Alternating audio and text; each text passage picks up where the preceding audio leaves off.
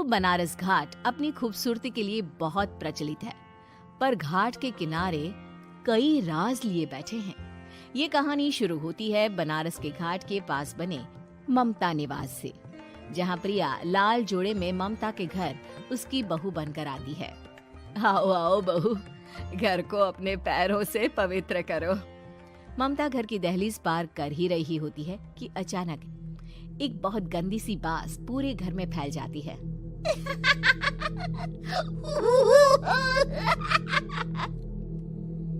ये बदबू और ये आवाजें, ये कौन हंस रहा है माँ?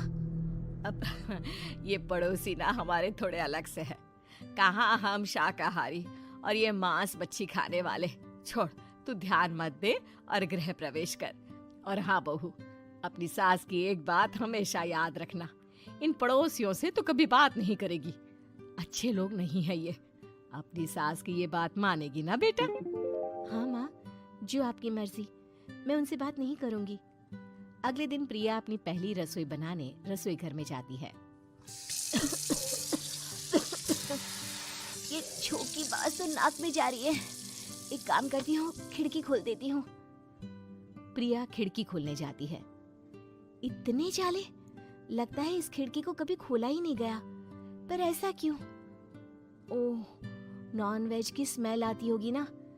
2 मिनट के लिए खोल लेती हूँ, फिर बंद कर दूंगी।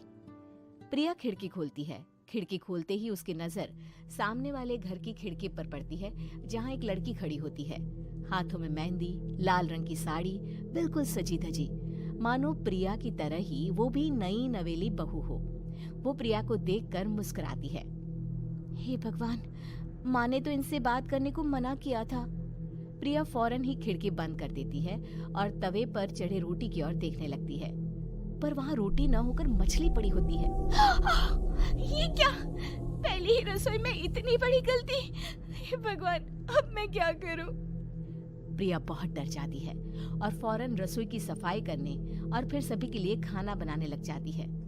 जब वो सबको खाना परोसती है, सब तो ठीक है, मैं बेकार में चिंता कर रही थी। हे भगवान, ऐसे ही बस अपनी कृपा बनाए रखना। रात के वक्त जब सब सो रहे होते हैं, तब प्रिया को पायल की आवाज सुनाई देती है, जिससे उसकी आंख खुल जाती है। ये पायल की आवाज कहाँ से आ रही है? प्रिया उठकर उस आवाज के पीछे छत की सीढ़ियों तक जाती है। तभी उसे बच्चे के रोने की आवाज आती है। प्रिया छत पर जाती है तो क्या देखती है? वही लाल साड़ी वाली लड़की अपनी गोद में एक नवजात बच्चे को घुमा घुमा कर सुला रही है। तभी प्रिया की नजर उसके पेट पर पड़ती है। ओह गॉड, ये तो प्रेग्नेंट भी है। सुनिए, बच्चा सो नहीं रहा है क्या? मैं कुछ मदद करूं? नहीं नहीं, आपके घर वालों को अच्छा नहीं लगेगा, मैं संभाल लूंगी। स्नेहा की गोद से बच्चा हाथ मारकर प्रिया की गोद में आने को छटपटाने लगता है। दोनों घर अगल बगल में बने होने के कारण प्रिया उस बच्चे को गोद में ले लेती है। प्रिया के पास आते ही वो सो जाता है। बच्चे का वो स्पर्श रात भर प्रिया भूल नहीं पाती और अगली सुबह वो छत पर कपड़े सुखा रही होती है। तभी उसे एक औरत इशारा करके बुलाती है। स्नेहा कह रही थी बाबू तुम्हारी गोद में आते ही सो गया। मैं गौरी, स्नेहा की माँ हूँ। बहू, घर आना, बाबू को खिला भी लेना। शाम को जब घर पर कोई नहीं रहता, बच्चे से मिलने के लिए प्रिया छिपकर अपनी पड़ोसन के घर चली जाती है और कुछ देर बच्चे को खिलाकर वापस लौट आती है। इसके कुछ दिन बाद ही प्रिया को पता चलता है कि वो माँ बनने वाली है।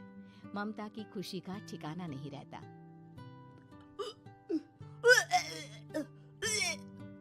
माँ जी, पता नहीं क्यों उल्टी आ रही है। प्रिया भागती हुई वॉशरूम में जाती है तो हरे और लाल रंग की उल्टी करती है। उस उल्टी में से कीड़े निकलते हैं। ये क्या? खून और ये कीड़े!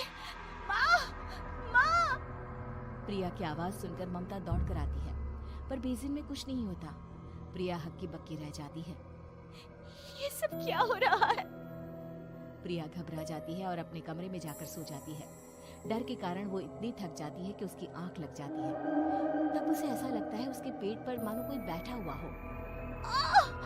कौन हो? प्रिया के पेट पर एक 5 महीने की बच्ची बैठी हुई थी, जो बुरी तरह जली हुई थी। माँ, तुम ही मुझे लाई ना अपने पेट में? मैं तुम्हारी माँ नहीं हूँ। कौन हो तुम? माँ, देखो मैं जल गई बुरी तरह से। 6 महीने पेट में रहने को भी मुझे नहीं मिला। सहला दो ना माँ। बचाओ, बचाओ, माँ। ममता दौड़कर कमरे में आती है। प्रिया की बातें सुनकर वो सब समझ जाती है। तू कहीं बगल वाले घर में तो नहीं जाकर आई ना बहू? मुझे माफ कर दो, मैं गई थी माँ। उस घर में सब मरे हुए हैं बहू। कई साल पहले स्नेहा उस घर में बहू बनकर आई थी। कुछ ही दिन में वो एक बच्चे को जन्म देने वाली थी। पूरा घर बच्चे के आने की खुशी में खोया था कि एक दिन अचानक उस घर में आग लग गई। सब बुरी तरह जलकर मर गए। गौरी आज भी दादी बनने का इंतजार कर रही है और इसीलिए स्नेहा ने अपना अजन्मा बच्चा तुम्हारी कोख में डाल दिया। ममता ये कह रही होती है कि पीछे से उसके पैरों को एक बच्चा पकड़ लेता है। दादी, दादी। माँ, स्नेहा की गोद में यही बच्चा था। ये बच्चा कौन है फिर? तेरी मौत है। तेरी भी दादी। जिस चीज का ममता को डर था वही हो गया। ममता निवास के ऊपर मौत ने चादर बिछा दी थी। प्रिया का पेट ऐसे बढ़ जाता है मानो 9 महीने का हो। 2 हाथ उसके पेट से बाहर निकलते हैं। बहू, संतोष को फोन कर, किसी पंडित जी को बुला बहू। प्रिया का पति भागता हुआ घर आता है। ये तो होना ही था माँ। तेरा पाप तेरे सामने आ गया तो तू सह नहीं पा रही है। स्नेहा घर में आग लगी नहीं थी, माँ ने लगाई थी, प्रॉपर्टी की लालच में। और वो बच्चा मेरी पहली पत्नी का बच्चा है, मेरा बेटा, जो कि उस आग की चपेट का शिकार हो गया था। मैंने तुमसे ये सब माँ के कहने पर छुपाया था। मुझे माफ कर दो प्रिया। तुम अगर चाहो तो यहाँ से जा सकती हो। मैं तुम्हें किसी भी बंधन में रखना नहीं चाहता। मेरी शादी हुई है आपसे, मैं आपको छोड़ नहीं सकती, पर उससे पहले हमें स्नेहा, उसकी माँ और बच्चे की आत्मा की शांति करवानी होगी। संतोष और ममता गौरी के घर जाते हैं। अंदर सब कुछ जला हुआ होता है। जमीन पर जली हुई लाशें बिखरी हुई थी। ममता रो रो कर अपनी करने की माफी गौरी से मांगती है। प्रिया स्नेहा के घर वालों का अंतिम संस्कार करवा देती है और ममता निवास फिर से आत्माओं के साए से मुक्त हो जाता है।